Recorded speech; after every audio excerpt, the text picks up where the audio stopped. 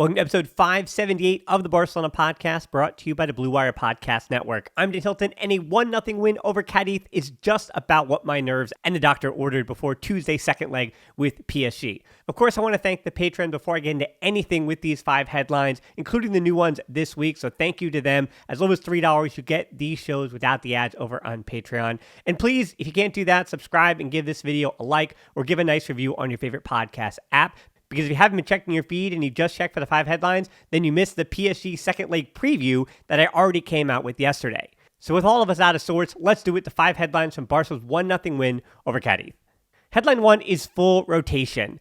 It's a tough thing when you want to complain about watching a team play or, oh, they don't look like Barcelona or anything like that, when you know that it's going to be full rotation. And as much as Xavi might have done lip service about this game mattering, and of course you want to make sure that kind of everything is all left to play for in El Clasico, it's still not really, because you need that game and all 3 points against Real Madrid to even take it to 5 to make it interesting. Of course, if Barcelona do not get all 3 points in El Clasico next week, then it doesn't really matter at all. So that's why this game, of course, was going to be full rotation. That's what we got.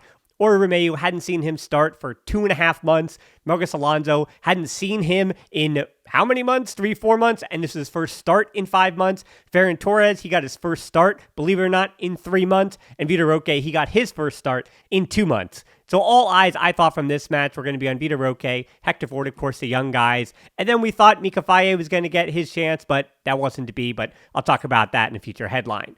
Instead of putting all of our attention on the young players, I guess you could use it as another tryout for the likes of Alonso, Romeu, Felix, maybe Torres, and see what you have for next season. But I'm not sure if this game matters a whole lot more than every day in training does, as well as whoever replaces Xavi, because he's been pretty dead set on leaving. So whatever new manager comes in, and if they can make it work with Felix's contract, if Alonso doesn't find another offer elsewhere, same thing for Romeu. So I think there's a lot of other things that are moving around with the money situation and other things with the new coach that would dictate their futures much more than this game. The one thing that did pique my interest from that starting 11, though, was Cubarsí on the right, as in the right center back. And I think because Xavi, or Oscar Hernandez on the touchline for this one, they knew that they were going to need to break down a block with Cadiz. As much as Cadiz wanted to go for this game, because they're 3 points in the relegation zone and 5 points behind Rayo Vallecano, 3 behind Celta. So they were going to be fighting for this one at home, but still, the way they have to play, because they don't really have any potent finishers,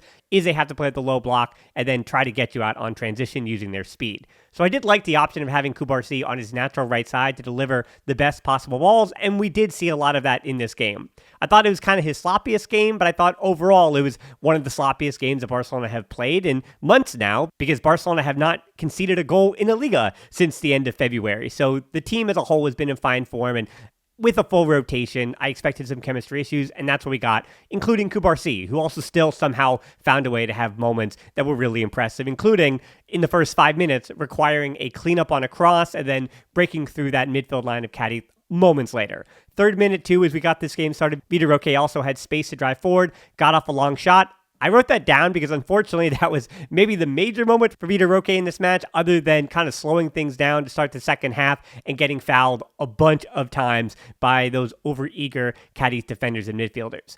Because we knew that the team from Andalusia wanted to sit with 5 at the back and then try to switch play quickly and get out on the counter. Alonso was pushing high in that 6-3-2 that Barcelona uses, that we saw a lot with Gabi and Balde at the start of this season, but Alonso was pushing high to try to pin them back and get as much possession as you could, which Barcelona did have over 65% possession. I guess in theory the game plan worked. Headline 2 is snail's pace. Now, it didn't entirely work, because for that game plan to work, you're going to need really good balls delivered in behind especially, and 2, you're going to need guys to be making those runs. So part 1 of that is I did see some good early balls from Alonso. He was also delivering a few on set pieces, not as much from the first few corners in the first half, but of course he winds up picking up the assist on a really good delivered corner to Felix. Well, actually, we'll get to that because I take that back immediately. But his ball delivery had to be good, as I said, and he had to be good on the ball because he isn't the quickest. So this is a Barcelona team that, because of their issues, we'll say, in the speed category, they had to make sure they were moving the ball quicker. So when the ball wasn't moving quickly, then everything Cadiz included, because while they were quick on their feet, they weren't necessarily moving the ball quickly at all. And as I had said, chemistry wasn't at a premium with this 11, but that is expected with a unit that has never started a game together, so I don't really blame them for this one being a bit of an eyesore. There was a half chance early in the first half by João Felix that went wide, and that was basically it in the first 20 minutes. Nothing really happened. The ball was barely on Barca's right side at all, by the way, with Ferran Torres, and Fort was also staying at home. What should be said about Cadiz, their dangerous Alex Fernandez, as well as former La Masia player Robert Navarro. They were shading to the left to create the numbers game and try to press Fort, and there were times when I think he was being a bit more reserved and kind of just pinging the ball away. And then he did take his moments and step forward, as I'll get to in a second. There was also a similar direct approach with the football from Barcelona that we even saw against PSG, trying to break down and go over top of that block instead of trying to go through it. But if you're not winning your 50-50s, which Barcelona weren't necessarily doing, Vitor Roque isn't the tallest, number 9, and maybe that just isn't his game just yet. That might come along. And then Fermin Lopez, the same thing. He wasn't winning any 50-50s, and he was kind of the one shading to the center to be tasked to win those, and that's just not his game. So that meant that anytime Vitor Roque and Fermin Lopez got the ball in the middle of the field, they were immediately looking to shoot the moment that they almost touched the box, because they weren't going to be seeing a lot of the ball from long balls, so they kind of took their opportunities. And as far as the running in behind issue, that is, as I've said, how to get behind a deep block. But João Felix doesn't do that naturally. And Torres was kind of waiting for that diagonal, and then it rarely came. It did on occasion, but now he's playing the ball to feet and trying to get him behind. And Roberto and Romeu, they couldn't get forward either because they don't have the speed to get back. Now, Roberto did get forward, and when he did get into the box, good things happened for Barcelona, but that was far and few between.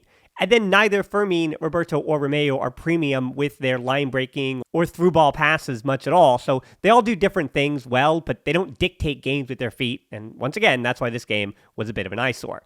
And for those who also say that it was Vitor Roque's job to be running in behind, those balls just weren't coming to him today. He was making the runs for a while there, but because the balls weren't coming, it's not that he stopped those runs, but then he tried to tuck in a little bit more and create numerical advantages in the middle of the field, which did gum up the game, especially there to start the second half. But because he didn't have service and was just kind of running out there, same as Rafinha would, or Lewandowski or Torres, or any forward not named Lamine Yamal, or João Felix, when he feels like it, is in the mood, any Barcelona forward without service is going to struggle. And that's actually most forwards around world football. Watch Erling Haaland, the same thing. Guy doesn't get service, things don't happen. And Vitor Roque isn't that Brazilian that's going to create on his own. That's not who he is. He's not the Neymar. He's not the Vini Jr. He's not even the Rodrigo. He's a number 9 who's going to put himself on the end of balls and make runs in behind. And of course, the rest of his game will come along. But because of the circumstances surrounding this match, I don't think this is a win or a loss or anything for Vitor Roque. This is kind of just, another game to get accustomed to what's going on around Barcelona.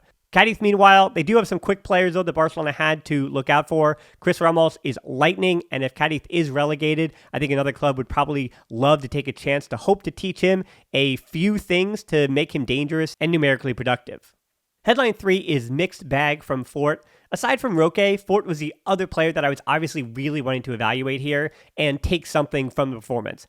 And it was kind of a mixed bag, which is a bit unfortunate because he was playing in his more natural right side as opposed to on the left side, where he's actually been better for the first team and the only appearances he's made for the first team. The 35th minute and kind of into the 37th, 38th, even though, yes, the goal was scored in between these two incidents, but that stretch there kind of summed up the youngster's performance today for me. He had a really good move to get the tackle near the end line in the 35th minute, made a dribble move to get himself some space, going back towards his own goal, just comfortable on the ball enough to do that. And you haven't heard me mention Arna Martinez in a while, by the way, because all the things I really liked about him, I think Fort does have variations of all of those different things that Ana Martinez, who hasn't really, because he had some injuries this season, Girona kind of had the year they did, and Coto was the player that they more relied on that side, whether he was playing as a wing back or as the right back in the 4-back situation that they were playing at times. Ana Martinez has kind of been the backup at Girona, so he's kind of seen his stock go down as Hector Fort,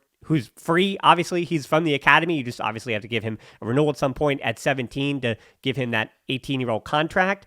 But he's been the player, even at 3 years younger or 4 years younger, whatever it is, I would hope that Arna Martinez would have cost you some kind of transfer fee for.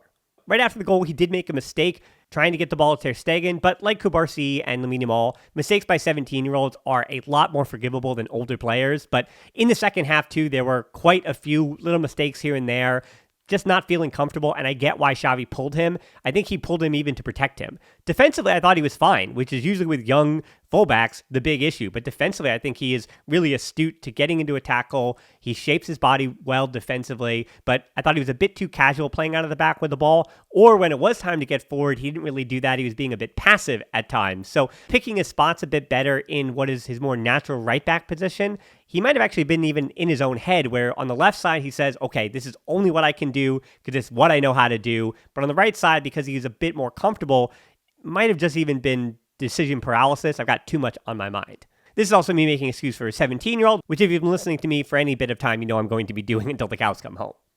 Headline 4 is Buena Bicicleta. I did look up that I've been doing my Portuguese a little bit, and I can do grazie and those little words, but bicicleta, whether it's in Spanish or Portuguese or Catalan, it's the same thing. That's bicycle. And this was not even good, but this would have been gran bicicleta, because this bicycle kick, if I wasn't going to do a 5 headlines, which I did consider it with a busy day, but I had to because it was something special here. Because I don't even want to talk about João Felix and his season or the future or anything like that. I'm not going to worry about any of that today. I don't have the time. So I'm really just going to focus on what is one of the goals of the season, not only for Barcelona, but in the Liga as well. Javi Hernandez was pushing him from behind.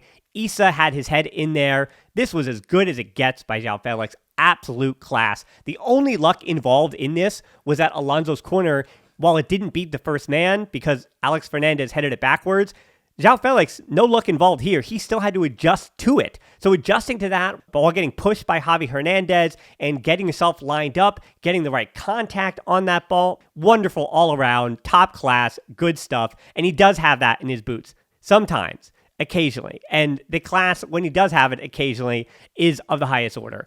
And that goal is an example of that. What a goal. And what a nightmare it also would have been if Isa's histrionics had actually ruled the goal out, because the way it would have been ruled out is if he had actually been hit and he would have needed to put his head in there for that to happen, but he didn't. So no contact was made. VAR, good on them to see that, and then deciding, no, didn't make contact with him, so we're not even calling it a dangerous boot because João Felix was getting pushed by Javi Hernandez. I think that was the idea. Thank goodness, because this game needed a goal. It was also nice to see Rafinha celebrating with him afterwards. The players, you could tell, they feel united at the moment, which is a huge positive heading into PSG. 44th minute, Barca could have had their second. Roberto, in one of those rare moments I mentioned, he got forward, headed across to Fermin Lopez, and it was saved up the line by the old fabric of talent, Victor Chust. Some of the good things was that Fermin shot got past the keeper because he tried to go far post, but probably want to go near post in that circumstance. And as I said, that chance came because Roberto decided to affect the game in his legs instead of his passing, which was a good sign heading into halftime. Also, right before halftime, Wanmi almost caught Kubarsi out, but Ter Stegen read the bounce well to collect, which is really all Ter Stegen had to do in that first half. And headline 5, all eyes on PSG. Let's talk second half now. And you notice I only have one headline left because that's really what I feel about the second half. Honestly, there's a lot less to talk about here in the final 45 minutes, and not really in a good way. Or Romeu, oh man, I don't know what to say for him. Barca arguably held together better when Casado came on to help him. I know he didn't replace him on the field and he played the full 90, but Casado added some balance that wasn't even there before. But when it comes to even winning the 50-50s and getting the ball forward and kind of controlling a game, that's not who Fermin is. And that's really not what Roberto was asked to do in this game either. But when Casado came on, it did kind of showcase more how limited Romeu is at this point and what he can do. He doesn't do the things he's supposed to do well enough to commit to playing him. And it's not that he's terrible in any one way, but he doesn't provide enough of his own strengths to cancel out what he doesn't do for the team. And while he didn't play in the game, I'll have to mention too here that poor Mika Faye, because with all the words by Xavi during the pregame presser and then Oscar Hernandez beforehand, it seemed like Mika Faye was going to get a shot. And if Fermin had scored that goal in the first half, then he would have likely made his debut. But unfortunately, he's going to have to wait. Instead, it was just 4 players that could use some minutes just to stay loose before PSG, Rafinha, Pedri, Koundé, and Lamine Yamal coming on to also shore up those 3 points. Plus, with Casado coming on late, that's your 5. But I do expect to see Faye pretty soon, especially if Barca fail to win El Clasico and close the gap to 5, because if it's 11 points after El Clasico, he'll get his opportunity for no other reason than to show him that the club sees him in their future and to show the club how he can adapt to the top level with first-team teammates. So a little bit for him, a little bit for the club. This game was also pretty ugly late, but I did like how Pedri retains the ball per usual. Makes me worried that he's going to get hurt, of course, to the point of scaring me when he's on the ball and enticing those fouls from Cadiz when he didn't have a way out. But that's the kind of winning plays that get you 3 points when, as Alonso said in the postgame, you just kind of have to suffer down the stretch. There's also an important full stretch late save by Ter Stegen in the 79th minute. The only reason this game ended in a clean sheet with all 3 points was because of the German goalkeeper, who now makes it 6 straight clean sheets in the Liga, and going into PSG as well, like the rest of his teammates, he is also in fine form. Barcelona as a unit, as a whole, individually, this game, as I said, we throw it out because this is not the Barcelona who's going to be playing against PSG, who also had the weekend off. So Barcelona, you could say we got the 3 points and we largely pretty much rested our entire team. So I think they can be happy with this result. For more on PSG, you can check out the podcast I did with PSG Talk. We did one yesterday on my feeds and then a different one on his feed. So plenty of preview content to check out if you didn't see it. I didn't talk much about Dembélé on my show, but I really got silly with the Figo talk on PSG Talk and what I do expect to see when he's back in front of Barcelona fans at Most Week on Tuesday. So you can find that in audio form wherever you get your podcast, PSG Talk for that one. And then, of course, on these feeds, wherever for the show we had.